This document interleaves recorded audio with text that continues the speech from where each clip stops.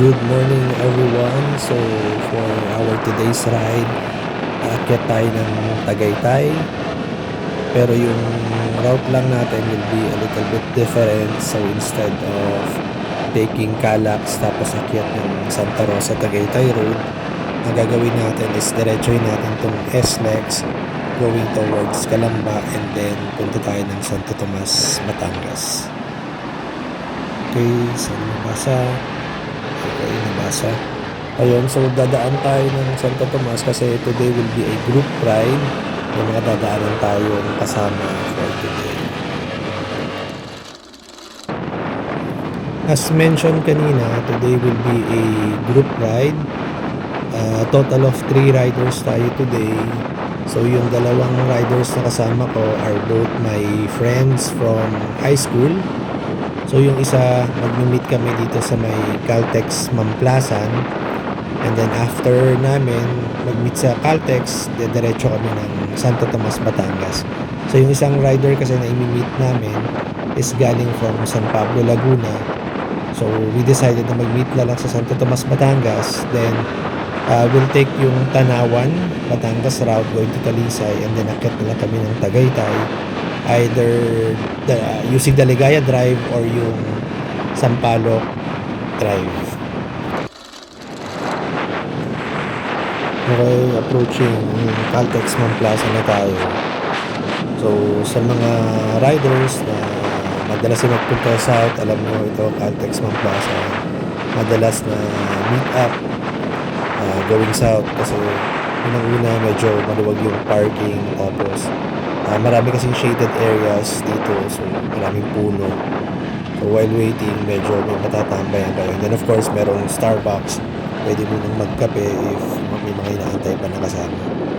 So si Mark, ang usual na pinaparkingan namin is yung malapit dito sa may Kenny Rogers kasi dun sa bandang dulo sa may Starbucks medyo marami ng riders, lalo na ganito medyo late na. So medyo mahirap nang mag-park doon. So check na lang natin kung andito na siya kasi kanina pag alis ko hindi pa siya nag-message ng take off. I think andito na siya. So si Mark is naka Ninja 400 ayan sa kanan natin. Alright, so we have now merged back sa SLEX and is now headed to Santo Tomas, Batangas para i-meet yung third rider na kasama namin, si Drew. Medyo natagalan lang yung take-off namin sa Caltex Mamplasan kasi nagkaroon kami ng challenge ni Mark connecting yung mga intercoms namin. So si Mark kasi is currently using a new intercom, Cardo. Tapos ako ngayon is naka-Sina. So nagkaroon lang ng konting challenge connecting, but right now we're already connected. So, importante kasi talaga na if you're doing a group ride, meron kayong intercom para at least kahit pa paano nakakapag-communicate kayo with each other. Lalo na if you want to share yung mga directions, halimbawa isa lang yung may kabisado ng lugar, at least ma-advise yung ibang riders when to slow down, when to take, let's say, a left turn or right turn. So, napaka-importante na meron talagang intercom na ginagamit kapag group ride. Tsaka, let's say you need to pull over to gas up or maybe have a quick break, refreshments ng konti. At least if you're connected sa intercom, very convenient, masasabihan pa agad yung kasama ng rider na Mark, pull over lang tayo saglit, refreshments lang saglit, and then he'll slow down and pull over. Kasi imagine if wala kaming intercom right now, tapos gusto ko mag-pull over, kailangan ko pa siyang habulin, kailangan ko siyang tabihan, and then magsisigawan kami while running side by side. So medyo delikado, di ba? Before wala kaming intercom, so ganun yung ginagawa namin. It's very difficult. Yan yung mga succeeding rides namin. We decided, Mark, kailangan meron tayong intercom when we do group rides like this para at least mas madali tayo nakakapag-usap. And then also convenient din nakakapagkwentuhan kayo while riding.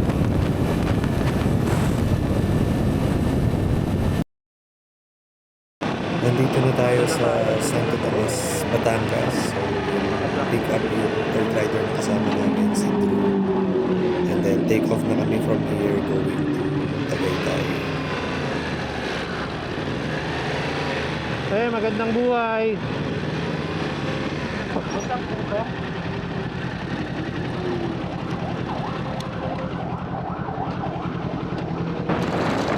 Okay guys, andito na tayo sa Tanawan, Batangas. So, kumpleto na kaming tatlo.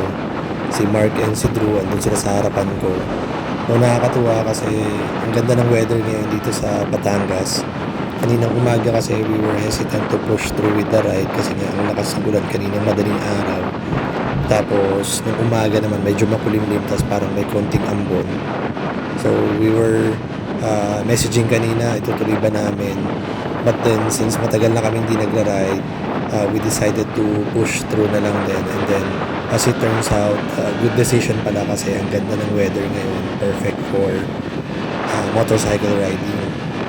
Tapos nakakatuwa pa kasi first time kasi namin tong route na coming from SLEX Startol going to Talisay, Tagaytay. So, right now, we're facing kasi yung Taal Lake. So, at certain areas, nakikita mo yung glimpse of Taal Lake and yung Taal Volcano. So, mas na-enjoy namin yung ride ngayon. Normally kasi we're coming from Tagaytay, pababa ng Talisay, going to Startol. So, hindi namin nakikita yung view kasi we're facing the other direction.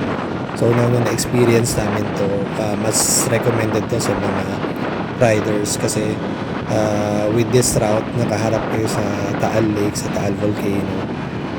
At certain areas ng ride nyo, makikita nyo yung scenery at mas may enjoy nyo yung ride.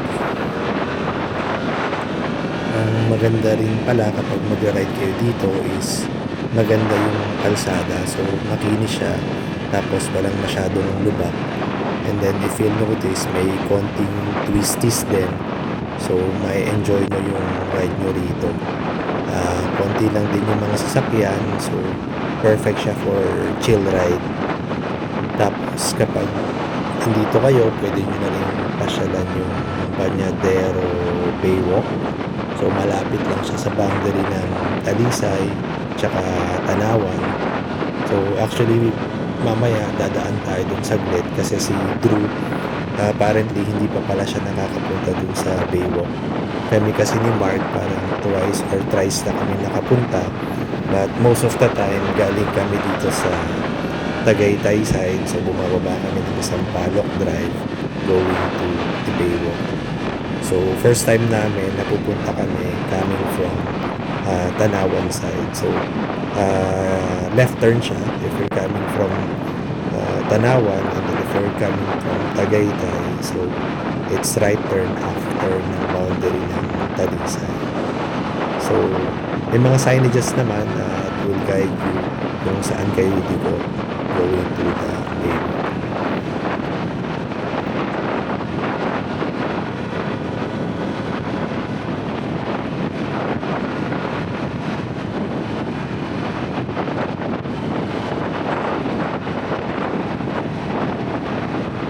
Okay, so andito na tayo sa parang access road going to the Baywalk. So, malapit lang naman siya from the highway. Siguro pag liko nyo from the highway, mga 1 to 2 kilometers away lang naman yung Baywalk. And then, pagdating nyo sa Baywalk, ando na yung mga kainan. So, if you're planning for a breakfast ride, pwedeng doon na rin kayo mag-breakfast sa mga kainan sa Baywalk. So, maganda doon kasi while having your breakfast, nakikita nyo yung Taal Lake. Tapos maganda talaga yung view. So medyo malapit na tayo. So papakita namin sa inyo yung view ng Taal Lake tsaka Taal Volcano from this Bañadero Baywalk. Ito may signage siya. So Tanawan yung nakasakop dito. Pero malapit na nga siya sa boundary ng Talisay. So makikita nyo ang ganda ng view dito. So kitang-kita nyo talaga yung Taal Lake. So level kayo with the lake. Tapos kita nyo yung mga islands around Taal Volcano. So pwede kayong mag-park ng mga motor nyo rito. Tapos picture.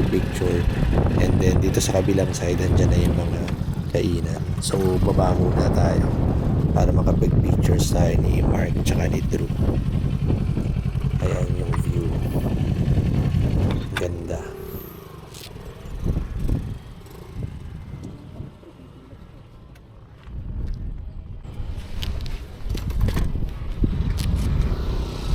Doon sa lilim tayo.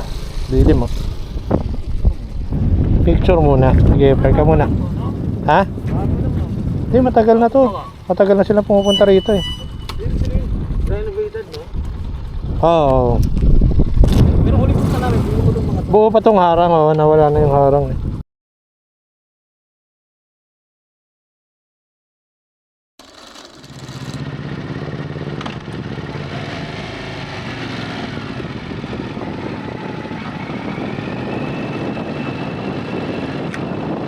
Alright, so take off na tayo dito sa Baywalk. Punta na tayo ng Tagaytay. So tumambay lang tayo dito sa plot kanina, konting kwentuhan with Drew and Mark. So pinag-usapan na rin kung saan kakain. So we agreed na sa Morielis Inn and Diner na lang kami mag-breakfast. So see you there. Okay, so ang way pala natin going up Tagaytay is itong Ligaya Drive. Mas okay sana yung Sampaloc Drive, mas makinis yung kalsada doon. Kaya lang, it's been raining lately, so baka maraming landslide tsaka maraming debris along the way. So, it's safer if we'll take yung Ligaya Drive.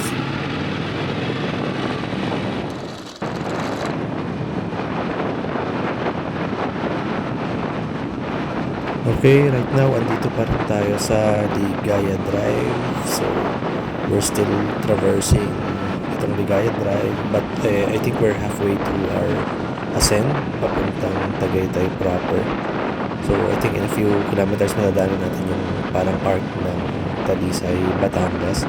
So, paglagpas kasi natin dun sa arc na yun, doon na mag-start yung parang final ascent natin going to Tagaytay. So, andun na yung mga steep climb tsaka yung mga hairpin na turns.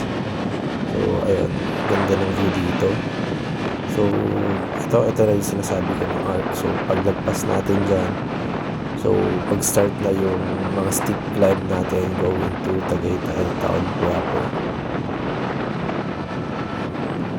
I remember nung beginner rider pa lang tayo, kinakabahan ako kapag umakyat dito kasi hindi ko alam, baka mamaya pag liko natin ng hairpin may makasalubong tayo or may mabagal tayong masundan tapos mabitin tayo pag akyat. So thankfully naman nung mga time na yon, wala naman naging aberya kapag umakyat tayo ng Tagaytay. Siguro if there's something that I could advise sa mga newer riders na dadaan dito is be a defensive rider lang, no? So wag masyadong aggressive going up. So I know it's tempting to speed up kasi nga bebuelo rin tayo going up, pero it's important to keep a constant speed kapag mga ganitong kalsada. Tapos siguro to be safe na rin, always take the outer lane ng mga turns kasi that way if merong kasalubong na mag-overshoot or kumain ng linya, lesser chance na abutin tayo. So like in this case, if you'll observe sa outer lane kami kumukuha ng turns namin. Kasi if let's say ganyan may magbababa na sasakyan na medyo lumagpas ng linya, at least malayo tayo sa kanila.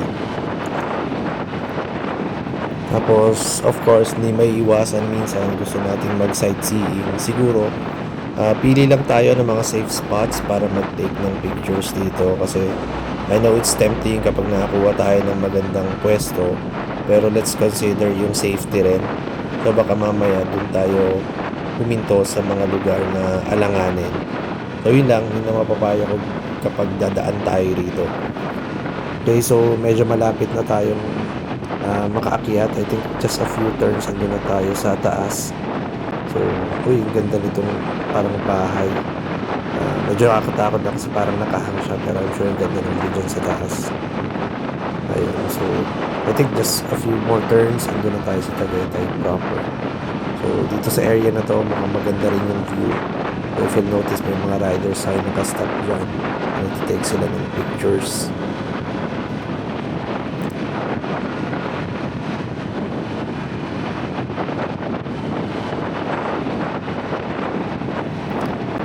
So, na-mention ko pala kanina, merong ibang way going to Talisay from Tagaytay. So, yung Sampaloc Drive. So, doon naman yung daan niya malapit sa Tagaytay Rotonda.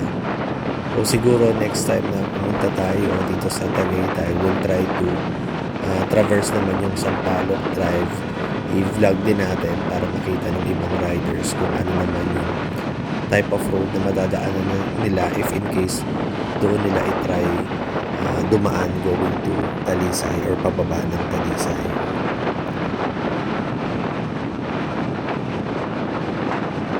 Alright, so andito na tayo sa Tagaytay Calamba Road. So after natin umakyat sa Ligaya Drive, so left turn lang tayo. So dito na tayo ngayon. So we're just a few meters away from Morielis Inn and Diner. So coming from Ligaya Drive, so it's on the left side. So medyo gutom na rin kami. So sakto nakapag-breakfast na and matutuloy na yung kwentuhan. So we'll stay here for probably one and a half hour and then we'll go back home na ulit sa kanya-kanya naming bahay. So eto, Morielis. So okay yung food nila dito. Masarap. Tapos value for money. Okay, so park lang muna tayo. I don't know, yung owner yata nito is also a rider. Kaya napapansin ko, ever na punta kami dito, ayan, maraming nakapark na mga big bikes.